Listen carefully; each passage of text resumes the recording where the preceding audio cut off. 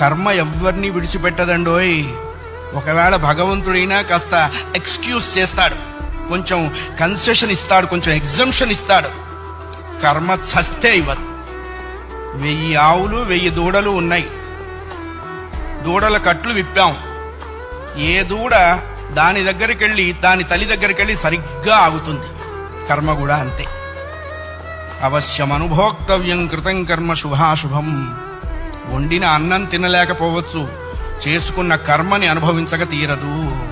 చాలా మంది కొన్ని అనవసర మాటలు మాట్లాడుతుంటారు. బ్రతకదలుచుకోలేదు, చచ్చిపోదాం అనుకుంటున్నా. చావునేటువంటిది ఏదో ఏటీఎం కార్డు పెట్టంగానే డబ్బులు వచ్చినంత ఈజీ అనుకుంటాడు. నువ్వు అనుకోంగానే చచ్చిపోతే నువ్వు చేసిన కర్మ అంతా ఎవడు అనుభవిస్తాడు? కర్మానుభవం అనుభవించడం కోసమైనా అది నిన్ను బ్రతికిస్తుంది.